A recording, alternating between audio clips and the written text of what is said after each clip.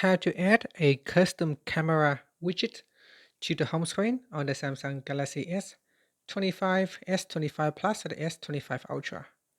First, tap on the home button to return back to the home screen.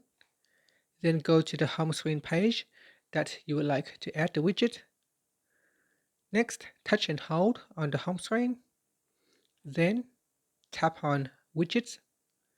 And from here, scroll down and tap on Camera. After that, select a widget size. Here we got the small one, medium size, and a large size. So touch and hold on the widget size and then drag it to your home screen and let go. After that, tap on the widget. So touch and hold on the widget and then tap on settings. In here, you can give the widget a title. So by default, it will name it as a custom camera. Here we can say selfie and then tap on saved. And then in here, we can tap on starting mode. So we're going to select front and then choose a mode. So you can choose a photo, portrait, video, pro, whatever that you want to use it for. So here we select photo using the front camera and then tap on the back key. Here you can choose watermark to turn on watermark or not. We've got the model name. Here we can change it and name it whatever you like. Then tap on saved.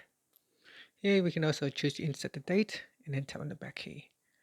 And then you can choose save pictures and videos too. So choose where you want to save it to.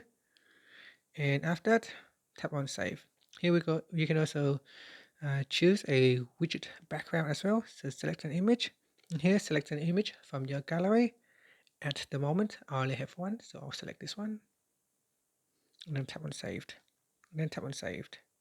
Okay, so here, whenever you tap on the widget, it will open up the front camera in selfie mode. I'm going to tap on the home button. And that's it. So that is how you can create a custom camera. Here, if I tap on it, it will open up the rear camera and the front camera here. And then tap on the home button to return back to the home screen. To delete the widget, simply touch and hold, and then tap on remove, touch and hold on the widget, and then tap on removed. And that's it. Thank you for watching this video. If you find it helpful, please like and subscribe to my channel for more videos.